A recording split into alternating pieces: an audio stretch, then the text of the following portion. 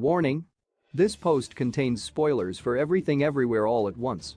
The daring use of the multiverse concept in Everything Everywhere All at Once arguably puts Marvel's multiverse to shame.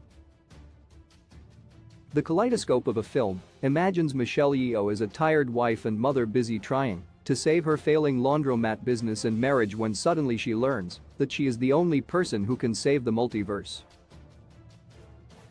Everything Everywhere All at Once was directed by Daniel Kwan and Daniel Scheinhardt, collectively known as Daniels, who previously directed the Daniel Radcliffe vehicle Swiss Army Man.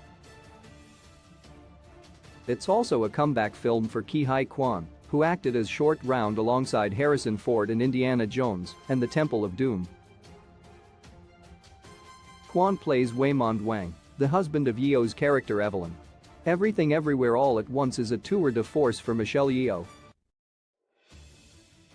Multiverse movies have become extremely popular in the last few years. Spider-Man: Into the Spider-Verse, one of the best-received multiverse movies, won the Best Animated Feature Oscar in 2018. Both the DCEU and the MCU are expanding into their respective multiverses, Marvel's next multiversal movie being the upcoming Doctor Strange in the Multiverse of Madness. Despite some heavy hitters using multiverse concepts in their blockbusters, Everything Everywhere All at Once outdoes them by creating a multiverse that is whimsical and inventive, but still manages to make sense. Evelyn and Waymond own a laundromat and are being audited by the IRS. While on their way to a meeting with an IRS inspector named Deirdre, Jamie Lee Curtis, Alpha Waymond takes over Waymond's body and warns Evelyn about a great evil that is bent on destroying the multiverse, an evil only she can stop. As it turns out, the evil is Jobu Tupaki, a multiverse version of her daughter Joy, Stephanie Sue.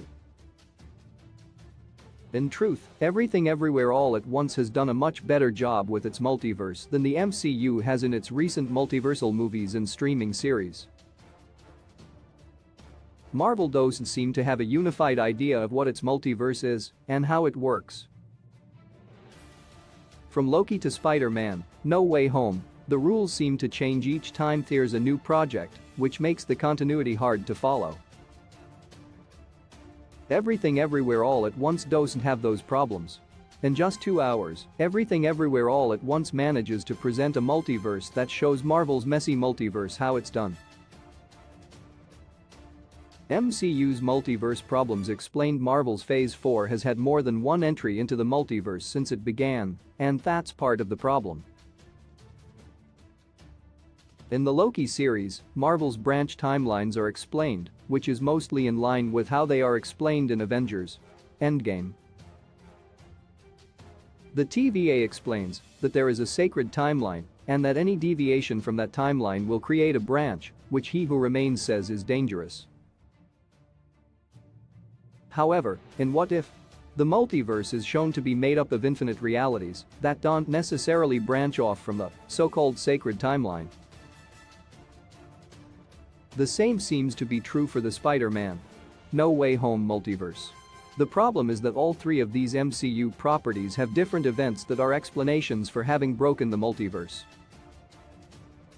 It's not clear whether locus branch timelines are equivalent to the vast multiverse described in What If? Or if the three different versions of Peter Parker are variants or just different Peters from completely separate universes. It's also possible that He Who Remains wasn't being completely truthful about how the multiverse works in Loki, but even with his explanation being a lie, that doesn't explain how Tobey Maguire and Andrew Garfield fit into the multiverse that What If? Presented.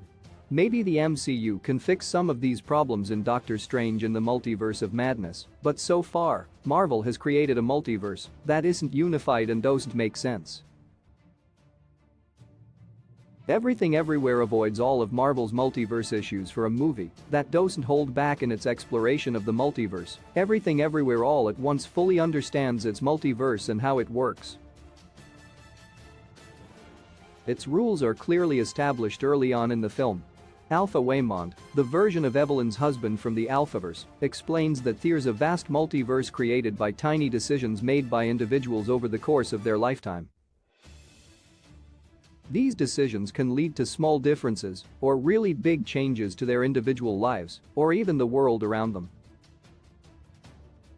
The people in the Alphaverse can also travel throughout the multiverse by using Bluetooth-like headsets to launch their consciousness into another version of themselves, which also allows them to acquire that version's skills, similar to Jet Li the One.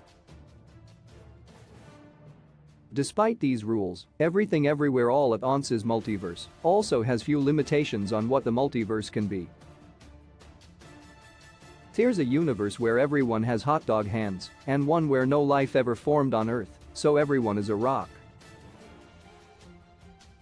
This movie easily avoids the confusion of Marvel's multiverse by letting it be open to every possibility while still giving the characters clear rules on how it operates.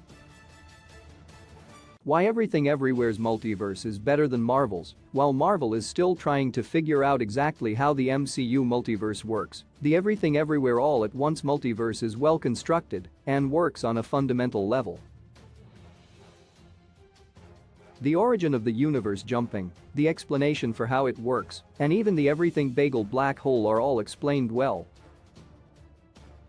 The villain, Jobu Tupaki, is a version of Evelyn's daughter because Alpha Evelyn pushed her joy too far while training her to universe jump. Evelyn is the only person who can defeat her because the Alpha version of her was the one to discover the multiverse and to create Jobu Tupaki. Though the Jobu Tupaki situation is also a metaphor for healing the relationship between a mother and a daughter, the conflict also helps to explain the way universe jumping works, especially because Jobu Tupaki is a being who can experience every timeline in every universe simultaneously. This film's multiverse is seamless, which makes it feel more grounded, as if everything explained in the film is probable.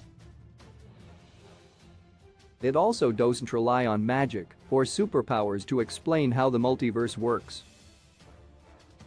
Everything Everywhere All at Once is just a pure sci-fi movie for 2022 and does not try to be anything else. Marvel could learn from Everything Everywhere All at Once when it comes to creating a clear, concise multiverse. Where Marvel's multiverse has failed to be consistent between its series and movies, Everything Everywhere All at Once pretty much nails the multiverse concept. As a high-concept film, it could have been hard to follow, but instead, Evelyn's multiversal adventure to save her daughter uses the multiverse better than any other multiverse movie has so far.